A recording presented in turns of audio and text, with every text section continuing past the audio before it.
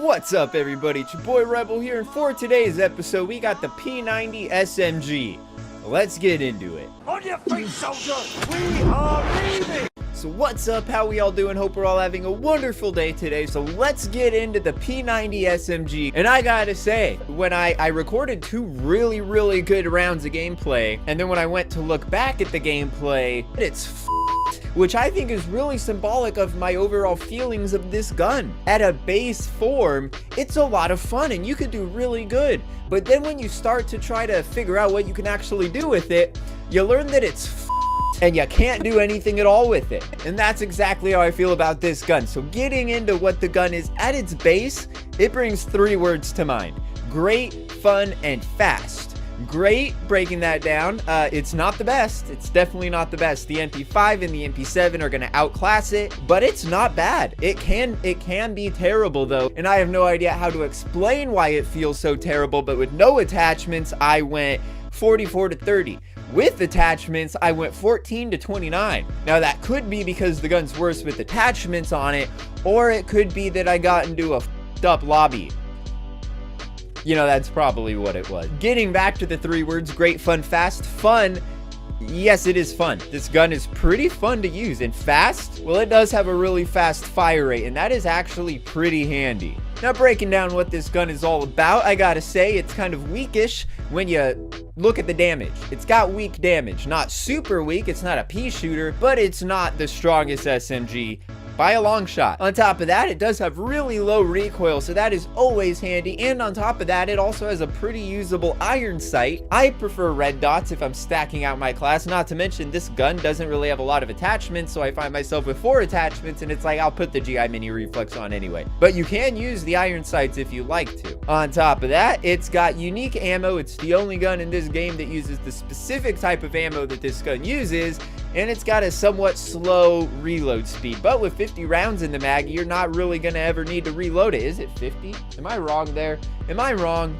How much ammo does this thing have? Let me know. Now, if you try to break this gun down into classes, there are 2 classes that I found that I enjoyed kind of using with this gun. The first one was just kind of because it was so unique and kind of gave me that feeling of having a non-existent sprint out speed, and that's making a class that focuses on sprint out speed. For some reason, when you try to deck this gun out to be ADS friendly, it doesn't affect the ADS that much, but it can be unique in that it can get a super small sprint out speed. Compared to any other gun in the game, that's not true. Compared to any other SMG in the game, this thing has a ridiculous sprint out speed that if you know how to, you can take advantage of it. It's a niche class, but it's pretty unique. On top of that, there is no real close quarters class we could build with this thing. The only other thing that comes to mind is trying to make this incredibly versatile of a weapon, which is actually going to make it shine. So trying to take advantage of that incredibly low sprint out speed, we're going to slap on the 5 milliwatt laser, which is going to give us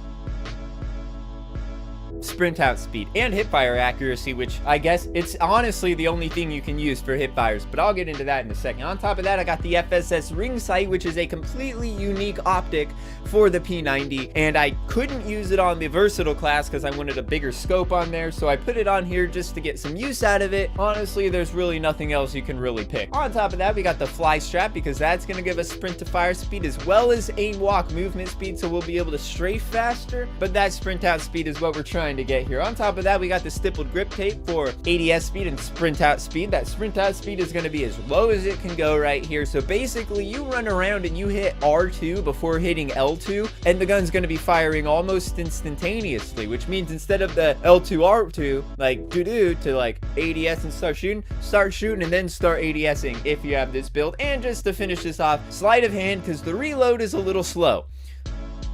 This class kind of sucks, but it's unique and it's kind of interesting to use something that excels in something that no other gun really excels in. It still kind of sucks though.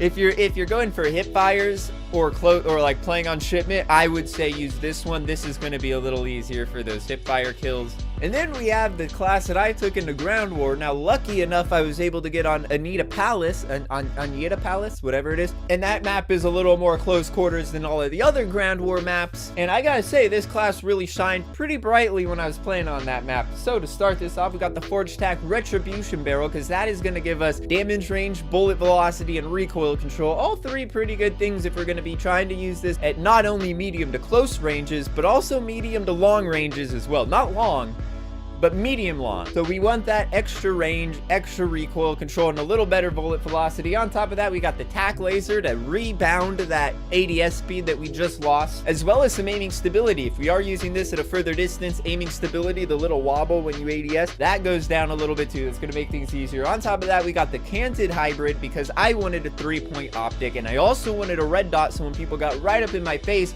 I didn't completely lose all sense of awareness. Also, I didn't want to use the FSS ring sight, but that wasn't really working well in a more medium to long distance encounters, so had to go with this one. On top of that, we got the Forged Tack Close Quarter Breacher Comb stock, and what that stock's going to do is help with the ADS speed, of course, because we completely butchered it with the other weapon on there. And then on top of that, stippled grip tape for the ADS speed and sprint to fire speed. It's just the last thing I really felt like throwing on there. And with that, you can see the mobility actually went back to what it started at, and it was a pretty fast ADS SMG, so that's not bad at all. Plus, look at the range and the accuracy that's been improved upon that, as well as the control. Everything is into green there, and this is going to work a little bit better. This actually worked well for me, and I would actually contemplate using this in the standard 6v6 maps and trying to use it for more medium encounters. And with that, I feel like you actually can have better success with the P90. I enjoyed it with no attachments on it though, so that's kind of weird. On top of that, some of the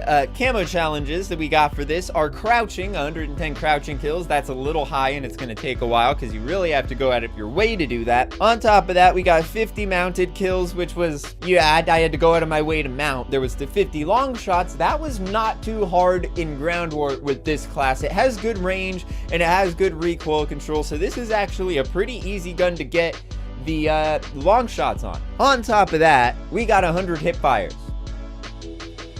With a weapon that only has one attachment that affects hipfire control, being the 5mW laser. I guess it has two, the 1mW laser and the 5mW laser, but you can only use one at a time, so you only get one buff to hipfire.